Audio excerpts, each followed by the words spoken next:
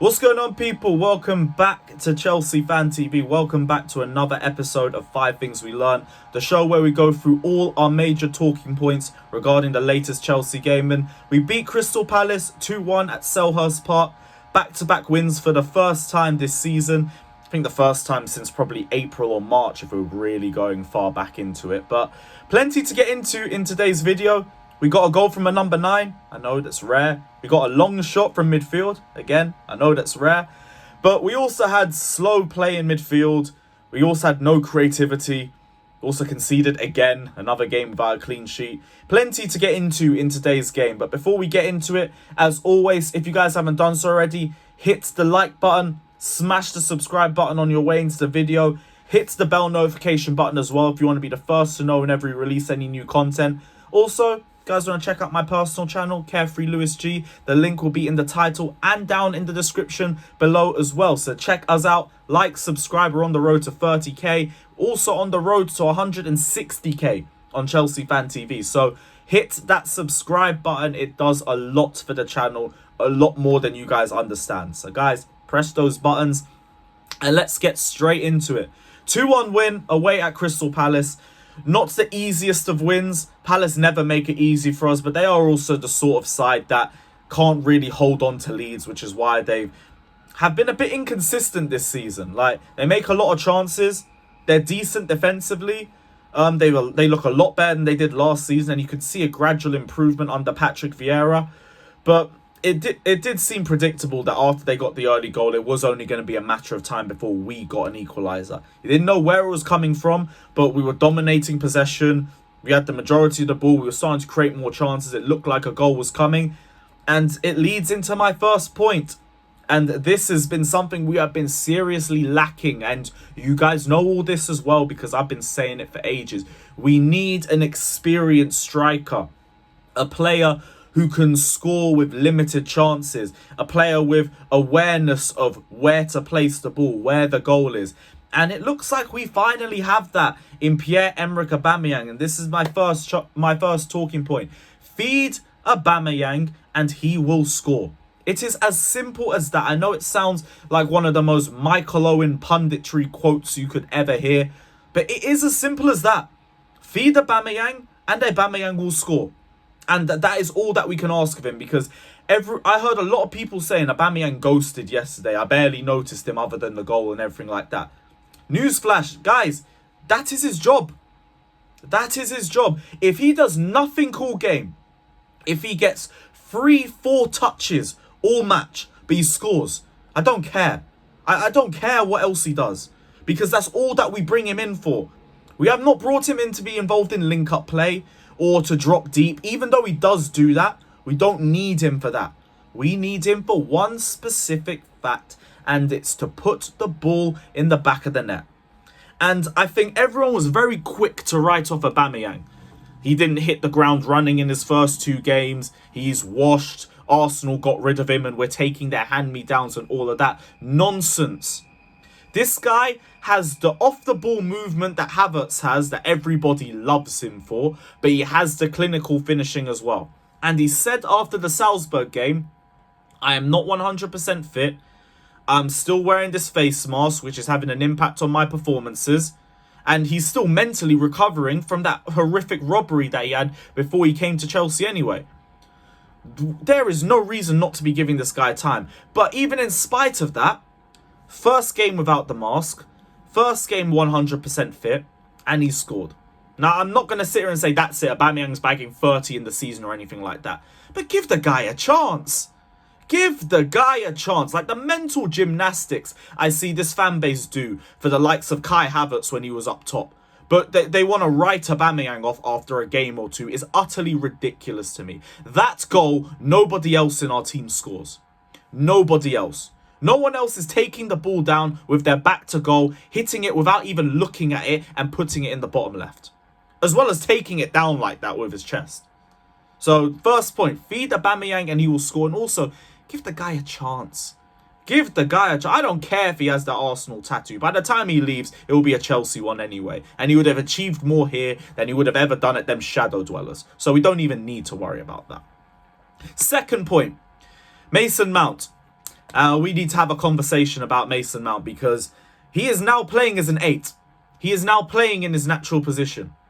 He is now completely devoid of excuses for me.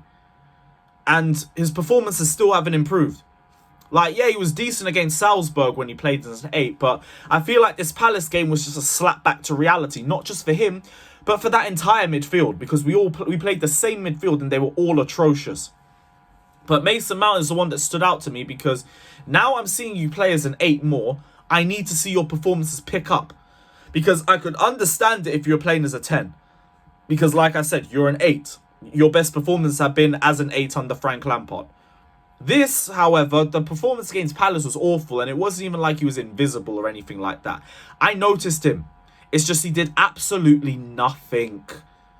Like, he was just getting dispossessed for fun. His crosses were poor. He's just turning over the ball with every delivery that he tried to make. And then just the icing on the cake was that indirect free kick in the first half. 8 yards from goal, and he still put it off target. And so I don't understand it. I don't get it. And Potter, I'm not going to say anything about starting him because I completely get it. You're a new manager. You've upgraded in terms of your job. And you're going to go for experienced options in your first few games as a result of that. We always see it. It always happens. But these performances cannot be getting rewarded with more starts. I know Potter said, like, he needs to keep things the same so players get a better understanding of each other. Mount has been poor for too long. And stylistically, him and Conor Gallagher are very similar.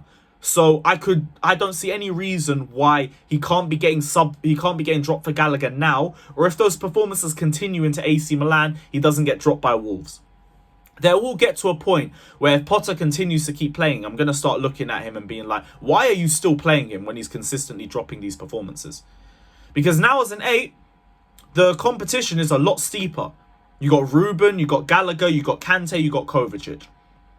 And even in spite of that, like, Mount, in my opinion, needs to be dropped based on his performances. But this segues nicely into my third point. The midfield is going to completely define our season, and it is not in a good way. Because you look at that performance, you look at that midfield, and you look at our other midfield options.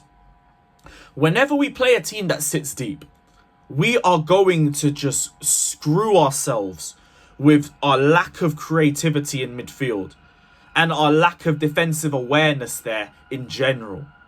Like, Kovacic was uncharacteristically poor, but he was poor. Very wasteful on the ball. Very rash. He was just trying to move the ball way too quickly. And it wasn't working out for him. And he was getting caught out defensively for fun. There was just too many turnovers from him.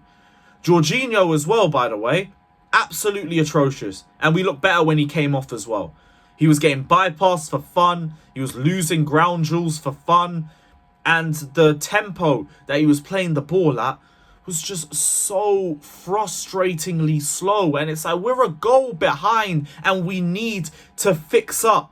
Why are we taking 5-6 seconds to lay passes, and when we do it, it's only 5-yard passes? Because I don't mind the slow tempo. Man City play with a hella slow tempo sometimes, but the passing is quick when it needs to be, and the passing is precise, and it progresses play too. And we don't do that enough.